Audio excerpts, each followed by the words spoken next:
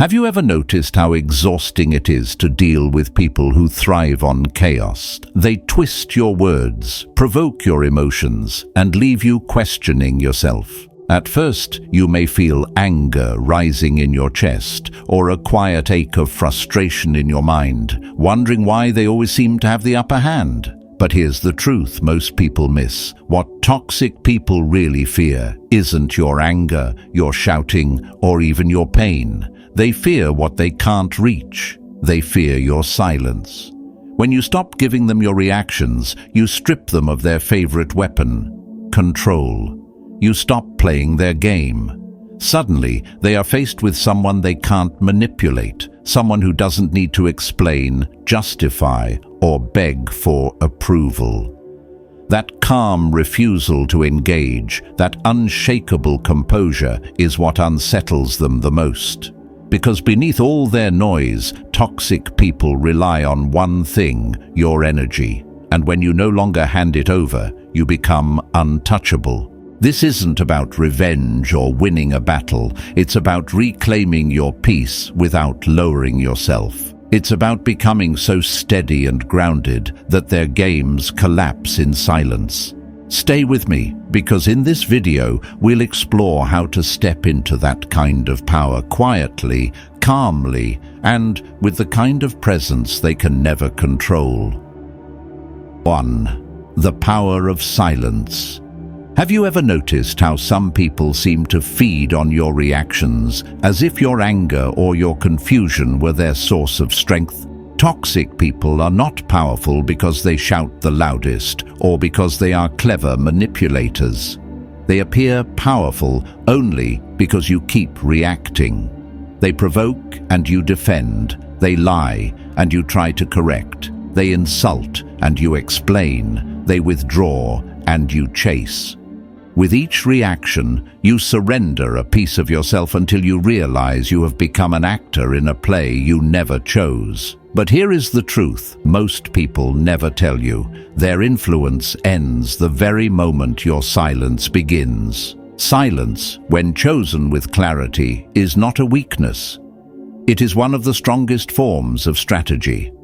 Those who are conditioned to chaos fear what they cannot provoke, and nothing unsettles the manipulative mind more than the refusal to play along. They do not seek truth. They seek control.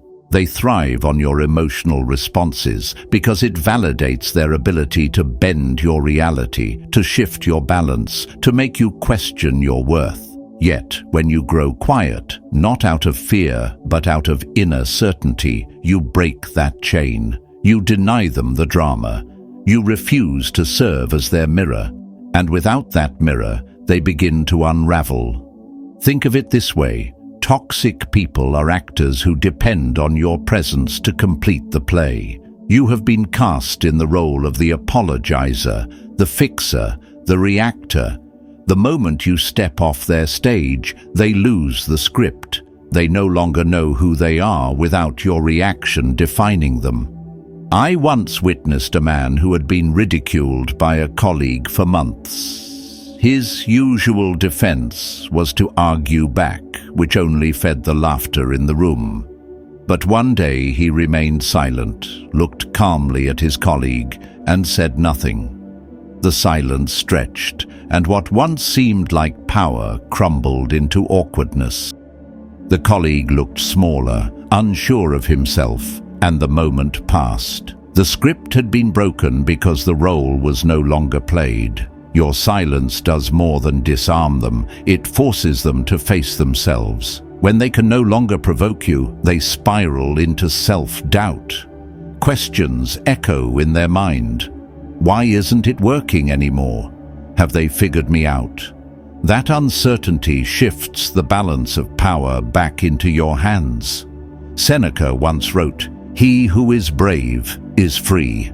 And what greater bravery is there than refusing to be baited, standing firm in your peace while another person tries to draw you into their storm? The longer you stay centered, the more their own noise becomes unbearable to them. They are left alone with what they fear most, themselves. But silence is not only about what they lose, it is about what you regain. Every word you do not speak becomes a boundary.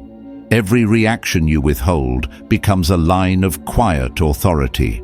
Epictetus reminded us, if someone succeeds in provoking you, realize that your mind is complicit in the provocation. The chaos they throw at you can only enter if you allow it. Imagine being at a family gathering when someone throws out a cruel comment meant to sting.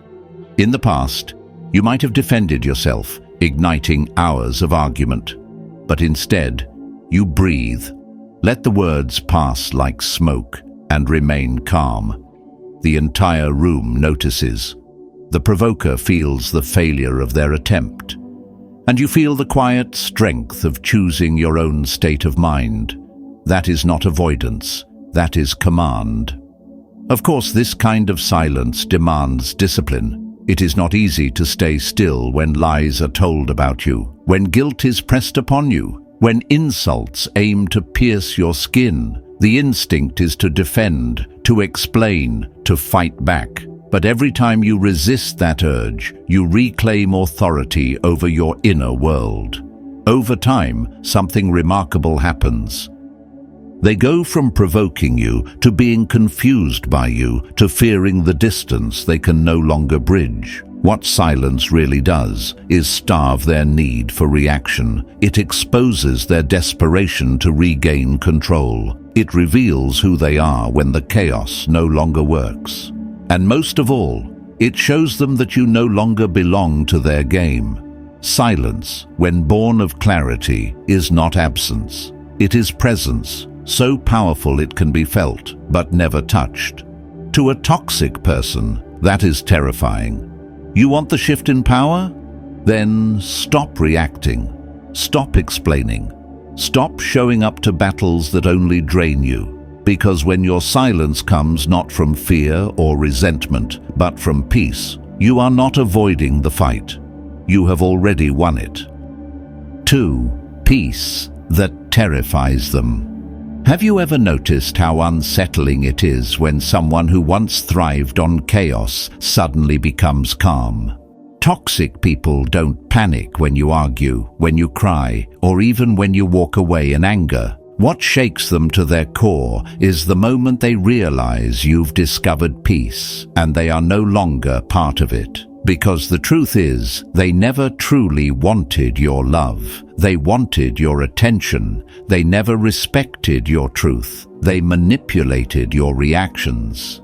They weren't seeking harmony. They were addicted to the access you gave them, your emotions, your time, your thoughts, your energy.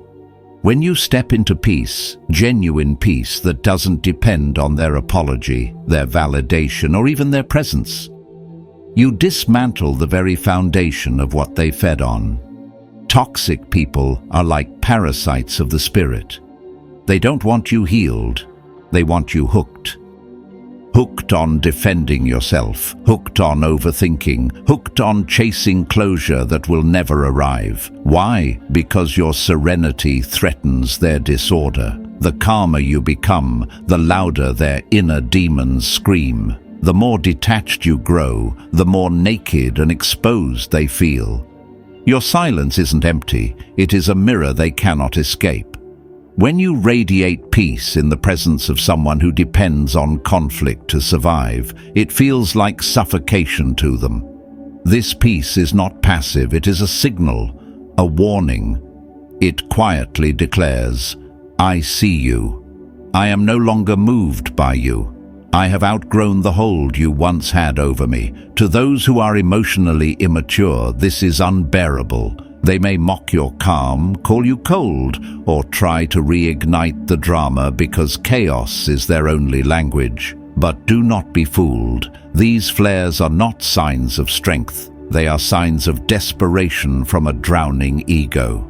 Your inner peace becomes a firewall, not a wall to shut the world out, but a sanctuary where no one enters unless they have earned the right. I recall a woman who once spent years caught in the loop of defending herself to a manipulative partner. Every guilt trip was answered, every provocation explained. until one day she stopped. She no longer defended, no longer over-explained, no longer shrank herself to keep him comfortable. She simply smiled without agenda, walked away without a speech, and slept peacefully without waiting for closure. And that silence, steady and unshakable, became deafening to him. He could no longer reach her, not because she turned bitter, but because she became free. Seneca once wrote, "The greatest remedy for anger is delay." What he meant is that true strength lies not in striking back, but in withholding the energy others demand of you. Peace is not the absence of conflict, it is the presence of clarity. It's the decision to stop handing out keys to your soul as if they were free, to stop giving backstage passes to people who only come to vandalize. And when toxic people sense this clarity, they panic. They are not used to being irrelevant. They are not used to you not needing them to feel whole. And so the most haunting thing for them is not your anger, but your calm. They can no longer shake you, no longer feed on you, no longer bend you into their chaos. Because you've built something far stronger than retaliation, you've built freedom. And that freedom quietly prepares the way for the next step, where silence itself becomes your most powerful statement. 3. Boundaries without words. Have you ever noticed how confrontation rarely unsettles toxic people? They expect it, they invite it, and often they design the situation to ensure it happens. They want you loud because when you raise your voice, they can paint themselves as the victim. They want you emotional because when your feelings spill over, they can twist your words, blur the truth, and make you appear like the problem. But when your boundary is quiet, firm, and unapologetic, you strip them of every tool they rely on. No fuel for the fire, no cracks in your foundation, no opening for manipulation. All they receive is one silent message: access denied.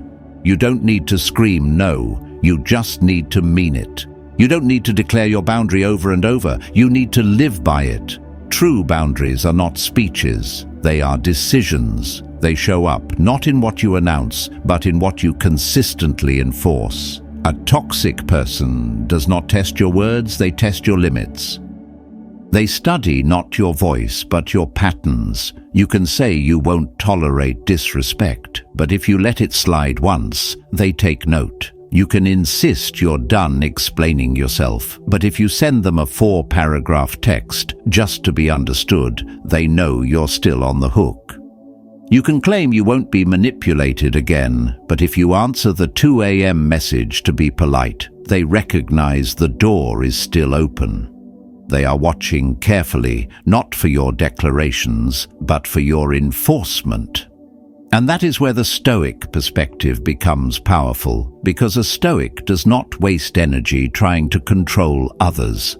They learn to control themselves, their choices, and their access points.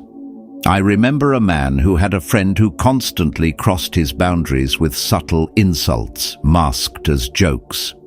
At first, he told the friend repeatedly to stop, but nothing changed. The words alone meant little. One day, instead of confronting, he quietly walked away from conversations when the comments began. He stopped returning calls when the disrespect persisted. No shouting, no speeches, just consistent action. Over time, the friend realized the cost of his behavior and eventually removed himself.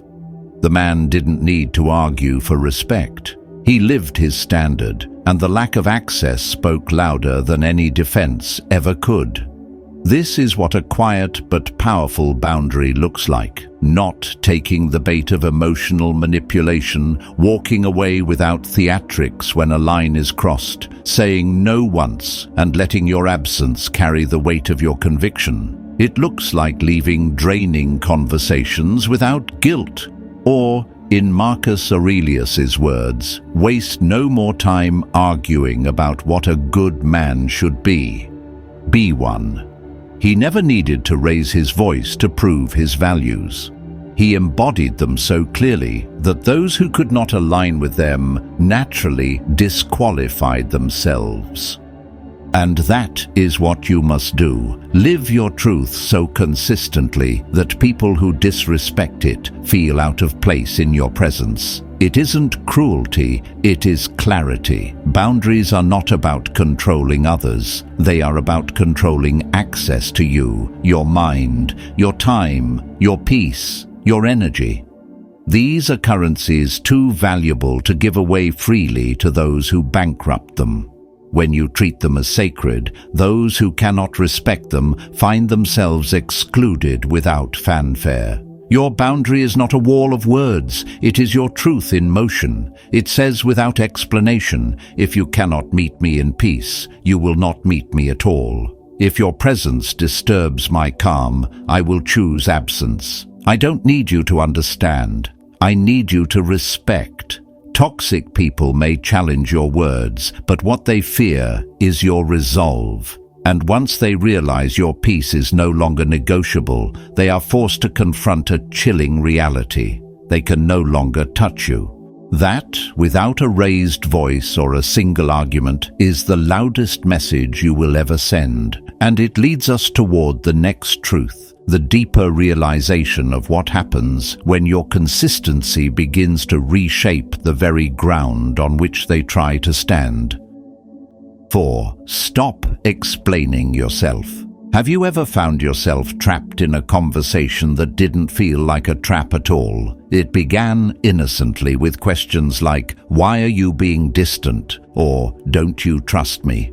Sometimes it was softened with a casual, "You're overreacting again. Explain what I did wrong." And because you are a thoughtful, kind, and emotionally aware person, you took the bait. You paused. You reflected. You tried to put your feelings into words, to articulate boundaries, to explain yourself. And just like that, you were hooked again, circling back into the very dynamic you hoped to escape. The uncomfortable truth is this: every time you over-explain, you surrender power. Explanation, in the wrong context, is not communication, it is validation seeking. You're hoping that if you phrase it just right, they'll finally respect your boundary. But they won't. They were never confused. They only pretended to be, to keep you engaged and entangled. This is the cruel brilliance of manipulation. Toxic people don't listen to understand, they listen to weaponize. Every detail you share becomes data for later use. Your insecurities, your values, your triggers. One day, they will turn your own words against you. You once said you hated when people yell, yet in a moment of frustration, you raised your voice. Suddenly, you're branded a hypocrite. You once said forgiveness mattered to you, and now you're accused of being cold. You spoke of emotional intelligence, and now they mock you for your anger. You wake up to realize you're no longer in dialogue, but in a courtroom, standing before a self-appointed judge who was never searching for truth to begin with. And the exhaustion you feel is not because you are wrong, but because you've been defending yourself against someone who only wanted to keep you off balance. So, what do? You withdraw the privilege of explanation, not out of spite, but out of self-respect. Your boundaries are not requests. Your peace is not a negotiation. Your presence is not something you need to justify. Powerful people don't explain, they act. A Stoic does not waste his time trying to convince others to respect him. He makes decisions based on principle, not permission. Marcus Aurelius never sought to debate his worth. He simply lived it. You don't explain why you walked away. You walk away. You don't justify why you're silent. Your silence is the justification. You don't write essays defending your truth. You embody it, consistently, calmly, and clearly.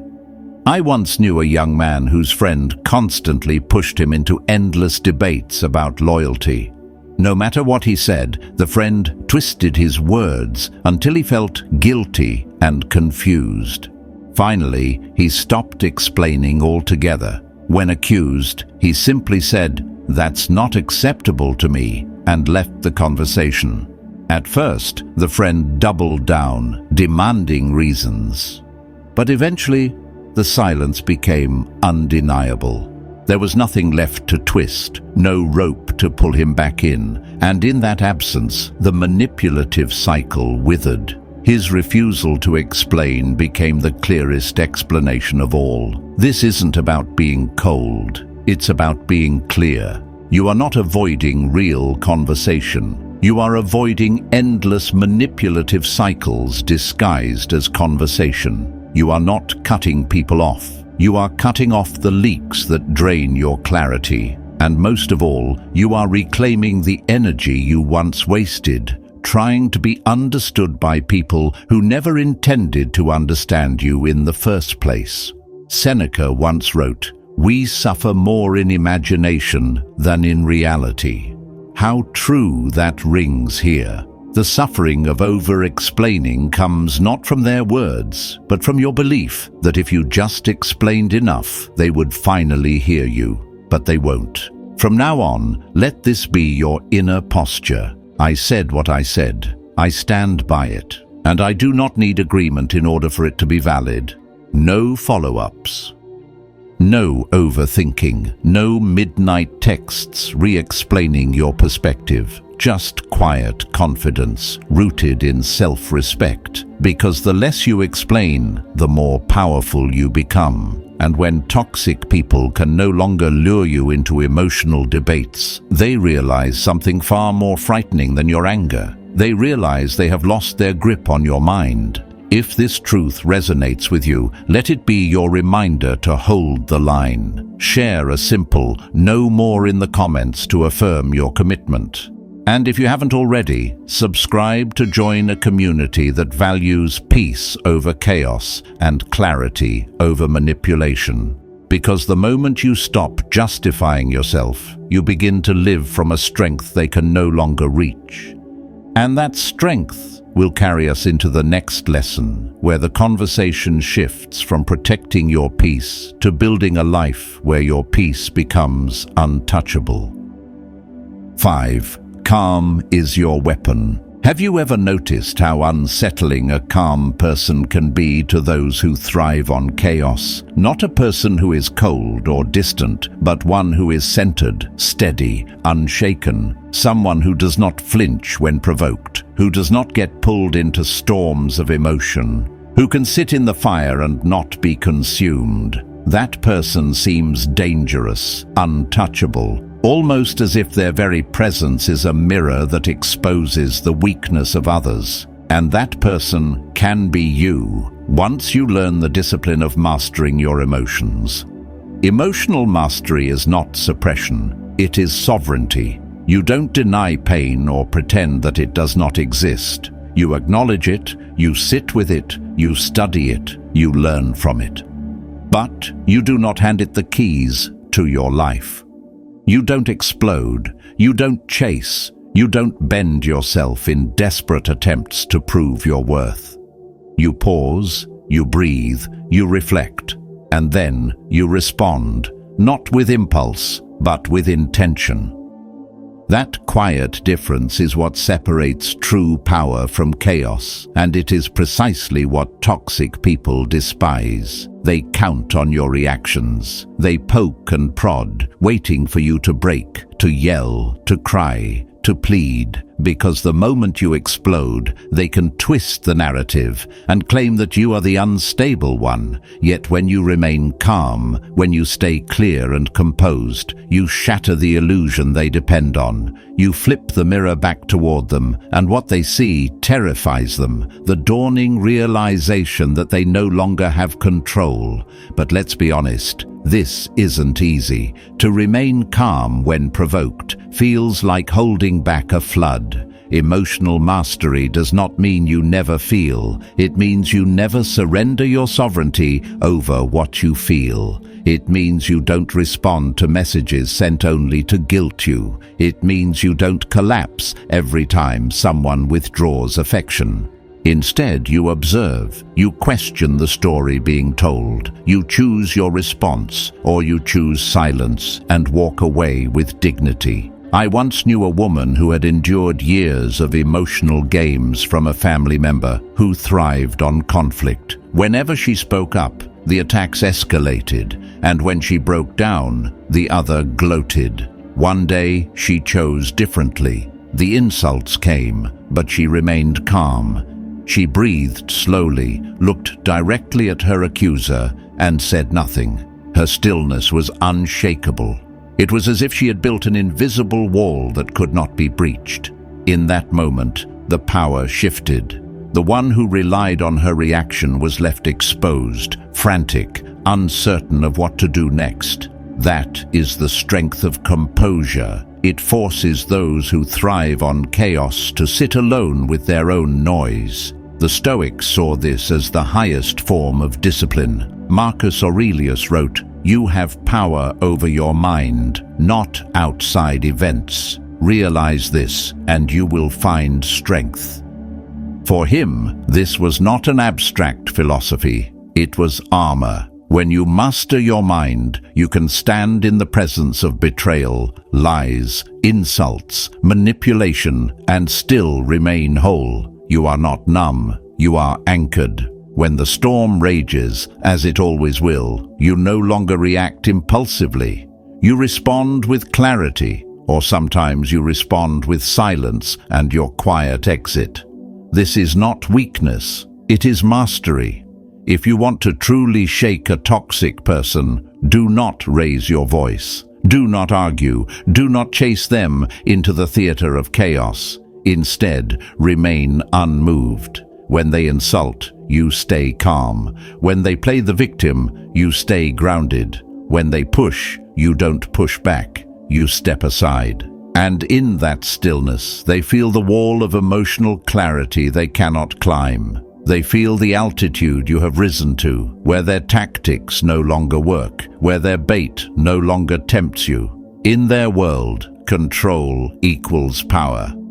But in your world, peace has become power, and that is a form of strength they cannot manipulate, cannot reach, and never expected you to have. You gain it not by shutting down your heart, but by training your mind. You earn it by sitting with your pain instead of running from it, by learning from your storms instead of being consumed by them, by choosing emotional intelligence over reactivity. And as you do, you don't become colder, you become wiser.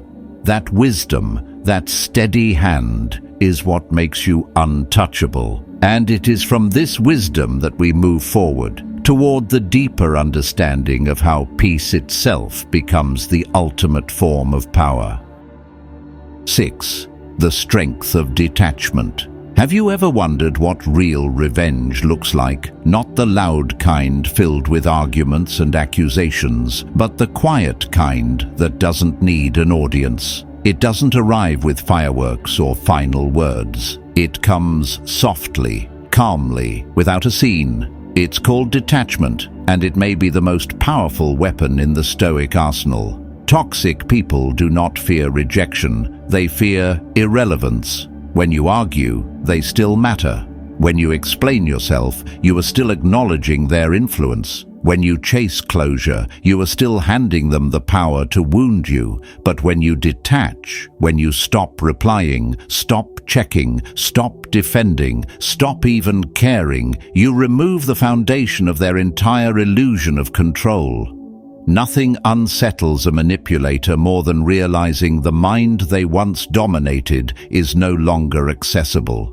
Detachment is not running away. It isn't cowardice or escapism, it is elevation. You are not avoiding conflict, you are outgrowing dysfunction. You are not silent because you are afraid. You are silent because their words have lost meaning. You are not cold, you are simply done playing a role you never agreed to. You don't announce detachment because the moment you declare it, you are still performing in their theater. True detachment is quiet. It is walking away from the stage and letting the curtain fall without explanation. That absence is deafening, more powerful than any confrontation could ever be. I once knew a man whose former partner thrived on guilt trips and staged apologies. Every time he tried to explain his side, she twisted his words. Every time he asked for closure, she dangled it like bait.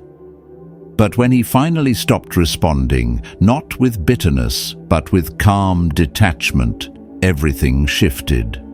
She tried the old tricks, the late-night messages, the jealous games, the sudden tears, but nothing worked. His silence wasn't empty. It was filled with his new life, his focus, his growth. And the more she realized she no longer lived in his head, the more her control unraveled. Epictetus once said, "Freedom is the only worthy goal in life. It is won by disregarding things that lie beyond our control." Detachment is the embodiment of that freedom. It is not bitterness, but clarity. It is refusing to tie your worth to someone who profits from your confusion. When you detach, you stop slamming doors and instead remove the entire house they thought they lived in. Suddenly, they are left standing in the cold, shouting into a silence that no longer echoes back. They spiral not because you hate them, but because you no longer need anything from them. Not validation, not revenge, not even acknowledgement. Think of it this way. You are not trying to destroy anyone. You are simply building yourself. You no longer respond because your life is full. You no longer explain because your energy has become selective. You walk into rooms with quiet confidence, not seeking to be seen, but because you finally see yourself. Your routines, your peace, your relationships, your discipline, they are the architecture of a new identity. You are no longer performing, no longer begging, no longer carrying people who refuse to grow. And while they wasted years playing small control games, you were building resilience, cultivating wisdom, and rising into a place they cannot reach. This is what breaks them. They thought you would remain the version of yourself they once manipulated, reactive, insecure, dependent. But you evolved. You healed without their apology. You turned your rage into clarity, your wounds into wisdom, your pain into discipline. You became unrecognizable, not because you disappeared, but because you rose. And when they look at you now, calm, steady, luminous, they don't know who you are anymore. The labels they once gave you no longer fit. The control they once had no longer works. And that realization is not just their loss, it is your evolution. The Stoics understood this form of victory. They didn't shout down their enemies. They outlived them. They didn't waste energy proving their worth. They embodied it. You don't need to drag anyone through the mud or shout your truth from rooftops. You simply keep growing without permission, without explanation. Because in the end, they didn't lose you when they hurt you. They lost you the moment you healed. And now they are haunted, not by your words, but by what you became, an untouchable force, free, sovereign, beyond their reach.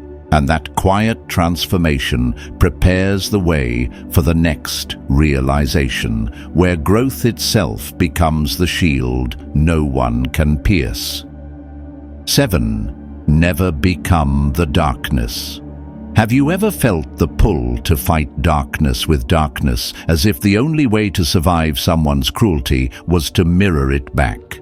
That's one of the most dangerous traps a toxic person can set. They push you until you snap. They provoke until you break. They betray while painting themselves as the victim, all in the hope that you'll descend to their level. Because if they can't control you, they'll try to corrupt you. And the moment you mirror their poison, you lose twice, once to them and once to yourself. The truth is, you don't rise by becoming like them. You rise by holding your ground without sacrificing your character. Marcus Aurelius once said, "The best revenge is to be unlike him who performed the injury." That line holds a timeless truth. They want you bitter, reactive, infected by the same chaos they live in. But you are not here to trade your peace for their poison. Choosing restraint does not mean you are weak. It means your dignity is stronger than your impulse to retaliate. Choosing calm does not mean you don't feel anger. It means you refuse to let it master you. And choosing not to become toxic in return, that is not cowardice. It is courage. It is easy to lash out, to throw back the same fire. But to pause, to breathe, to walk away with your integrity intact, that takes a discipline most will never know. Imagine someone hurling insults, desperate for you to respond. If you scream back, they smirk because they've succeeded in dragging you into their theater. But if you remain still, if your calm is steady as stone, the mirror flips. Suddenly, they are forced to confront their own ugliness reflected in your silence. And that is far more unsettling than any insult you could throw back. You don't fight shadows with more shadows. You fight them with light. Your light is your clarity, your calm, your refusal to be drafted into a war for your soul. Seneca understood this well. Living under the rule of Nero, one of Rome's most unstable emperors, he said, "A wise man is indifferent to those who do him harm." He knew that your energy is finite, and wasting it on those committed to misunderstanding you is not just unwise, it is a spiritual loss. Epictetus, once a slave, taught that no one has the power to ruin your peace unless you grant it to them. To him, toxic people were not enemies, but tests, opportunities to practice mastery over yourself. So what does that mean for you today? It means you don't argue with those who twist your words. You don't beg for respect from those who profit from denying it. You don't remain in rooms where your peace is constantly taxed. You leave, not loudly, not dramatically, but with clarity. Because to retaliate is to descend into the mud where they crawl. But to rise, quietly, steadily, is to make their tactics useless. And here lies the paradox. Toxic people don't truly fear your anger, they fear your peace. They don't fear your confrontation, they fear your absence. They don't fear losing the argument, they fear losing influence. When they realize you no longer flinch, no longer chase, no longer need anything from them, that is when fear takes root in them. Not because you destroyed them, but because you refused to let them destroy you. In the end, true power doesn't scream, threaten, or perform. It simply is, rooted, unmoved, unshakable, like the lion who doesn't roar to prove himself, but whose presence alone shifts the entire jungle. That is the essence of Stoicism. Not noise, but discipline. Not bitterness, but boundaries. Not reaction, but mastery. You don't defeat darkness by becoming it. You defeat it by standing in your light until the darkness has no power left. And when you do, you don't just survive toxic people, you outgrow them, leaving them to wrestle with the emptiness of their own games while you walk forward, whole, calm, and finally free. Let them sit with the silence they once used against you and feel the weight of losing what they can never touch again. Your calm is louder than revenge, and your peace is your greatest victory. If this speaks to you, subscribe and comment. Peace. Stay steady. More wisdom awaits next time.